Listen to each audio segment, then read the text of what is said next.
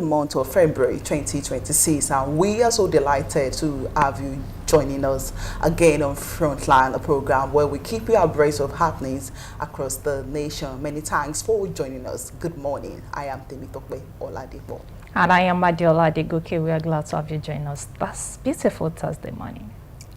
All right, it's the day 3 in the month of February. Perhaps it is your own first time of tuning in, or you are watching us for the very first time. I want to say Happy New Month to you, as we still say Happy New Month, because the month of February it's the third day today. So it's this is Frontline, and of course, like I mentioned earlier, we'll bring you updates to look at what is happening across the country. And before we dig deep into that, the first week in February of every year is World Interfaith Harmony Week, and it starts from the first day of February to the 7th day of February. And World Interfaith Harmony Week is an annual event observed during the first week of February. And in designating the observance of the week in 2010, the United Nations General Assembly pointed out that mutual understanding and intelligence dialogue constitute important dimension of a culture of peace. It also established World Interfaith Harmony Week as a way to promote harmony between all people, regardless of their faith. So regardless of the religions you practice, it's a week that celebrates harmony, cooperation between or among people, regardless of their religion, regardless of their faith. But quite unfortunate that in today's world we have a lot of religious crises in so many places across the globe, in which we cannot totally say that there are religious tolerance in most parts of the world.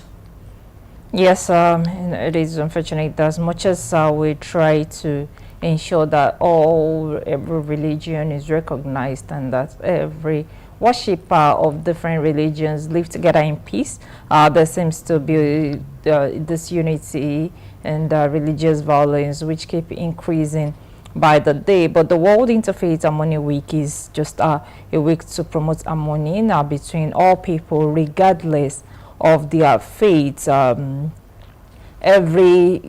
religion is expected to take the message of peace, message of religion, tolerance to their members in whatever form they deem fit, and thus is of course expected to also get more to encourage cooperation among people of different religion.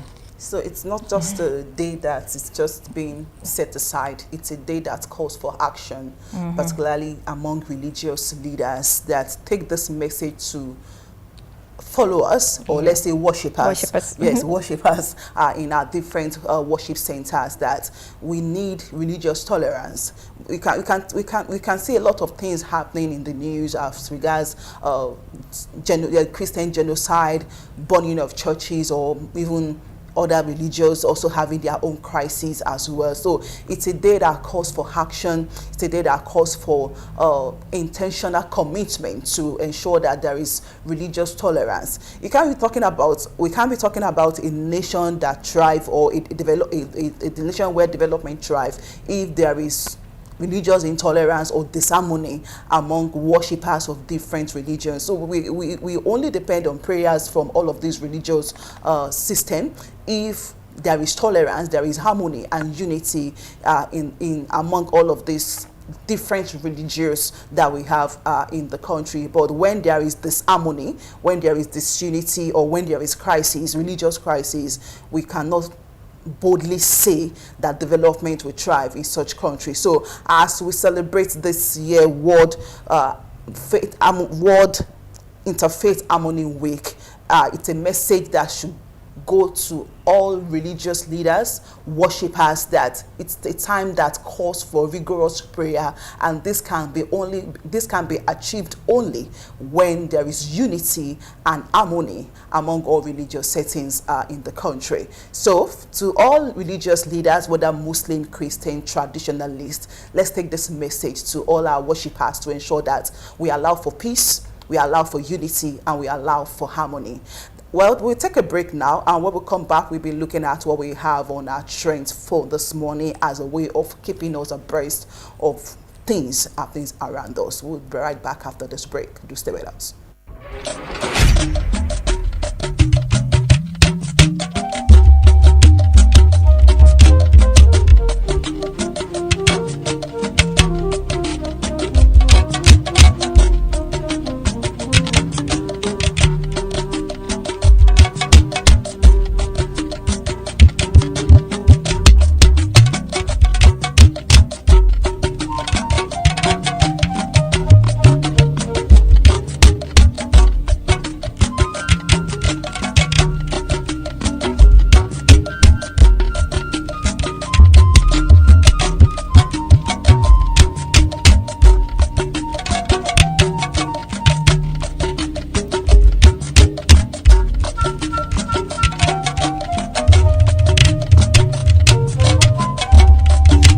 Many thanks for staying with us on Frontline this morning. Like we said earlier, that this week from February 1 to February 7, it's World Interfaith Harmony Day, and it's a day set aside to preach harmony among different religious settings, unity among different religious settings. And we now move on to check what we have on our trends this morning, talking about something related to what we just talked about, and that is outcry over church burnings, killings in Taraba communities. The former commissioner for Works and Finance in Taraba State, Bulus Mayaki, has condemned the recent attacks and burning of churches in communities in Donga and Takum local councils. He spoke to reporters yesterday in Jalingo, said the killings must stop. He expressed concern over the incessant attack on communities in two councils in recent times, calling on all stakeholders to come together to end the menace. And it is coming even on the ease of the report of Christian genocide, an allegation of Christian genocide by the United States of America, where Nigeria is being labeled as a country of particular concern. And looking at what is happening in Taraba, where we have churches being burnt down by terrorists, and a lot of issues even going on within the Christendom, you can say that this even negates some of the claims by the federal government saying that there is no Christian genocide in the country, and it still boils down on the fact that the issue of insecurity, which has been on the front burner for a long time, we are still battling with it. So looking at all of this issue of church burning, killing of Christians, the 164 worshippers that were abducted in Kaduna State, who are still in the captive of their abductors, a lot is happening within that space, and we can only say that maybe insecurity architecture of the country should be intensified for all of this to come to an end, just as the former commissioner is also appealing. Yes, he has expressed concern over the incessant attacks on communities in Taraba State, calling on all stakeholders to come together to end the menace. He appealed to the Taraba State Governor, Agbo Kefas, as well as leadership of the Christian Association of Nigeria and the Muslim Council in the state to wade into the crisis with a view to finding a lasting solution.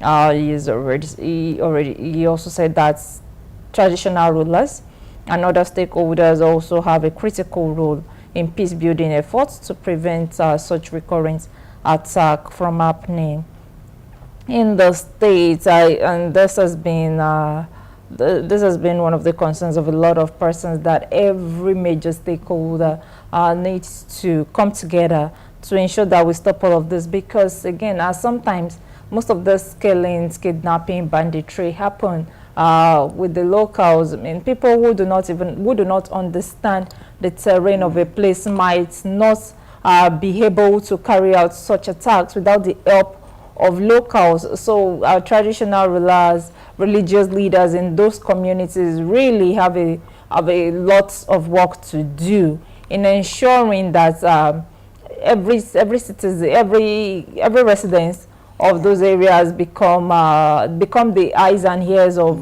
the security agencies, and people should begin to look out for themselves and also look at the bigger goal.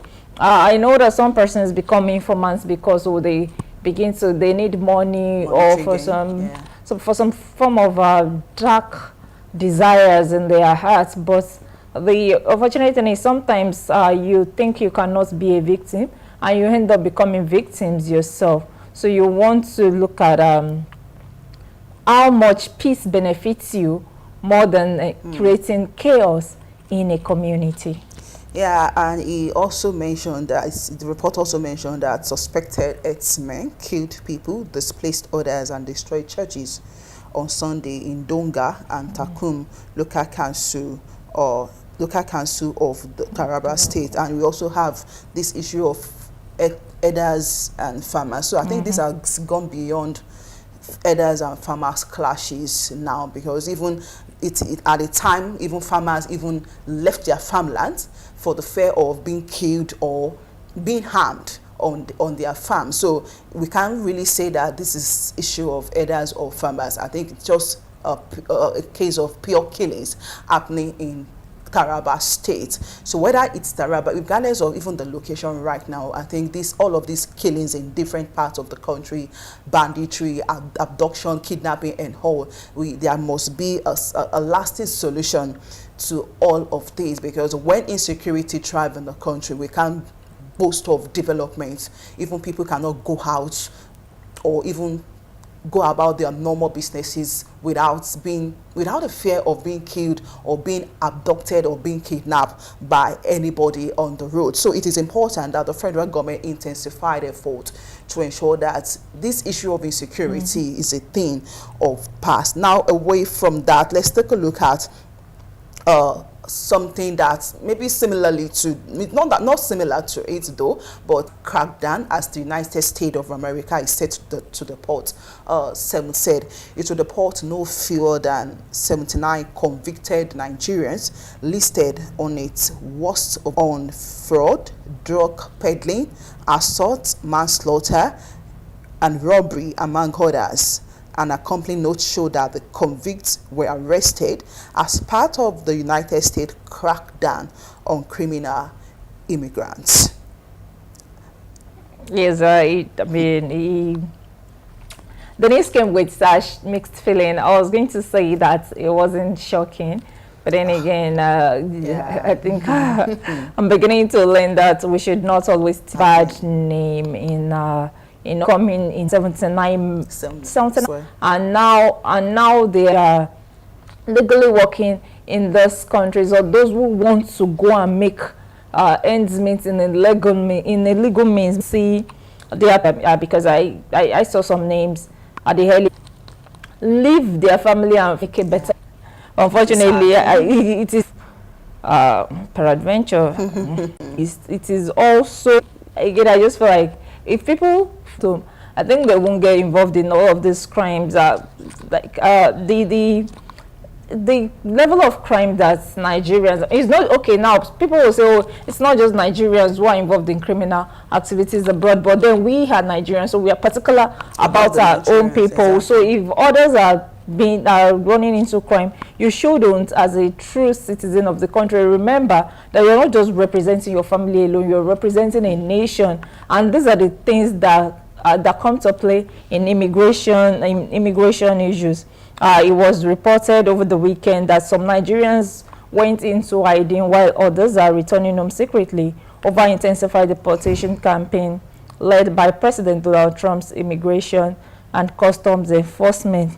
This also, there are a lot of persons who have overstayed their visit in the United States. Now people are running out of scatter, people are scared, they're worried. When you go online, you're seeing people talk about this immigration policy, and sometimes the question you want to ask is, why are you also overstaying? We know that things might not really be working the way we want it to work in Nigeria, but then you can't write a wrong with another wrong.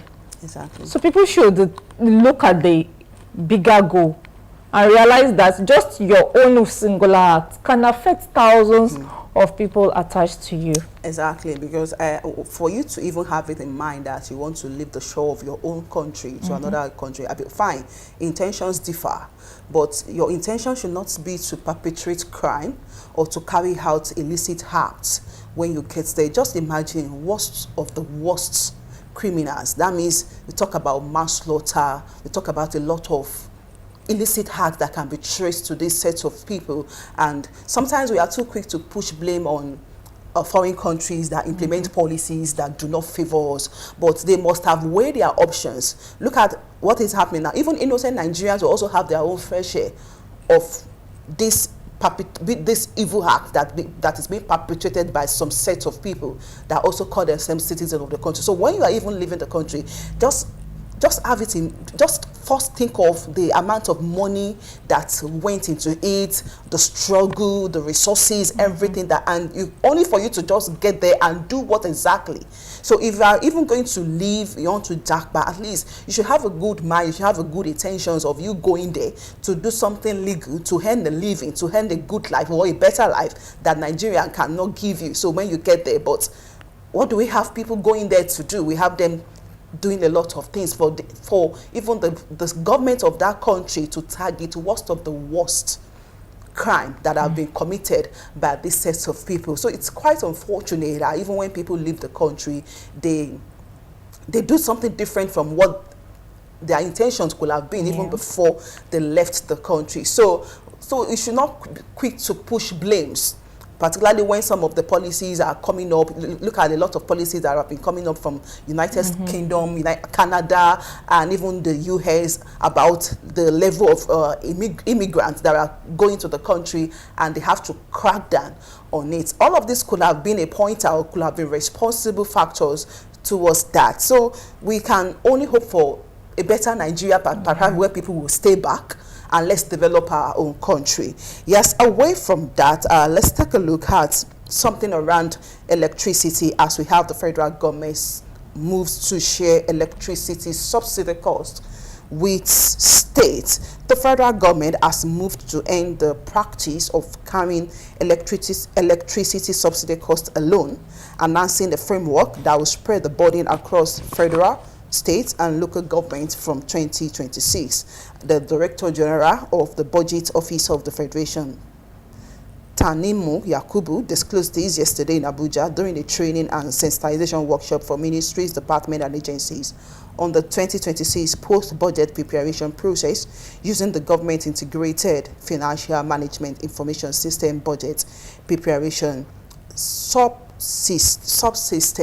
So the federal government is said to not carry the burden of the electricity subsidy alone, as it's ready to spread it to the other tier of the government. We are looking at both the state government and the local government, and this issue of electricity subsidy has also generated a lot of issues, or let's say questions from Nigerians as to if the federal government is actually paying what it's called electricity, because this is the narrative that the federal government has been pushing out to Nigerians, that they are paying subsidy on electricity. And you come to ask yourself that the electricity that you claim that you are subsidizing, is this something that is that has experience some kind of improvement of late, or let's say even in over a decade ago, with Nigeria cannot even boast of a stable power supply, stable electricity even as we speak. And this is the same sector that you keep saying that you are paying with electricity. They are a matter of generating electricity subsidy at the moment. Seems to be a major challenge in Nigeria, because we are not able to get stable power supply, even with the a creating of bands. It still look like those some people don't even have band. No, because again, people are classified as bandy and they don't even get the required 8 hours of light that they are supposed to get in a day. But the Director General of the Budget Office is saying that the President Bola Tinubu has directed the electricity subsidy cost to be made explicit, tracked and fairly shared across the tiers of government, warning that the current approach creates hidden liabilities and recurring crises in the power market. According to him, if we want a stable power sector, we must pay for the choices we make, and when tariffs are held below cost, a gap is created. the statements we hear it over and over again. I remember at the time when they wanted to make an increase in the cost of electricity units. I mean, when they did the classification, band A, band B, people are paying more now, but they're still getting less. That's it.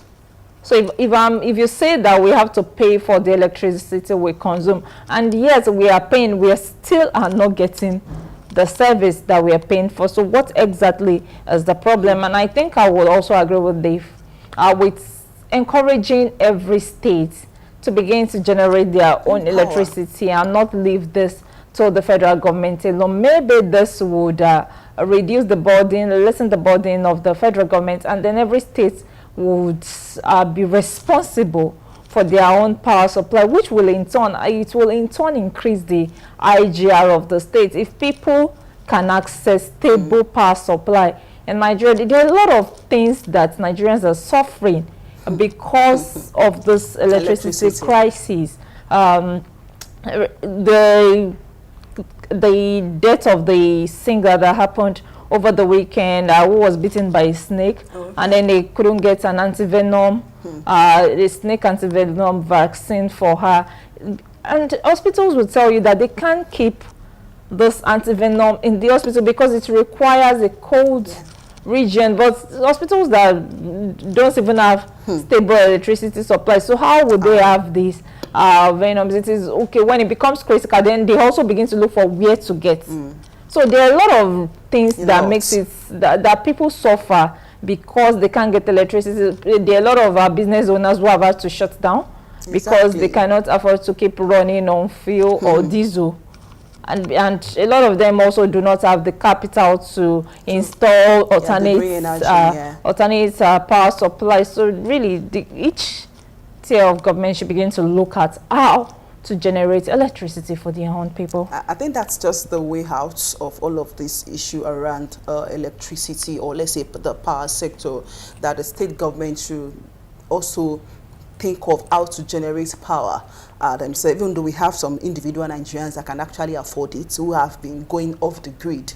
We have a lot of homes in Nigeria today that are off the grid, and it's also brings us back to whatever the federal government says they are paying a subsidy on electricity. I think it should reflect on both the distribution and how people also enjoy electricity regardless of their band. Even the so-called band, they, just like you mentioned, they cannot even boast of the 8 hours or whatever hours it is that is being said that they do enjoy as the band A customers or consumers of electricity. So there are a lot of issues around power sector that I think, just as the federal government said, that it should be explicit, and I think people should also know, have more information about how all of this thing works. And finally, let's take a look at something from the education sector, and this is coming from the former vice president of the country, Professor Yemi Osinbajo, saying that the current state of education in Nigeria,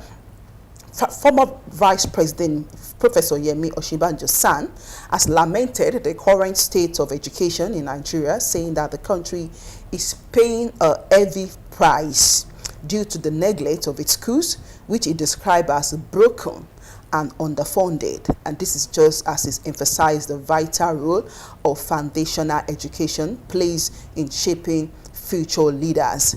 He spoke on the theme, Building Generational Strength and Educational Institutions in Nigeria, where he was a guest lecturer at the 94th Founders Day celebration of Igbobi College, Lagos, yesterday. And he also said that the discipline of waking up at 5:30 a.m.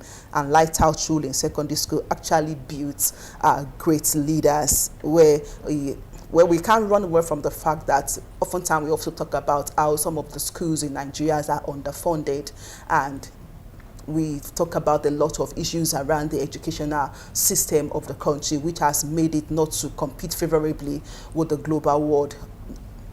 Remuneration of teachers, unqualified teachers, a lot of issues around the education system of the country. And it seems that instead of it getting improved, fine, the federal government is doing everything it can to ensure that it's improved on the welfare of teachers, just as it recently rolled out some of the welfare packages for university lecturers. But I think there's still a need for the government to do more in the area of education, particularly funding these institutions very well in terms of infrastructures, in terms of books, and everything that the student need, a conducive environment for learning and teaching.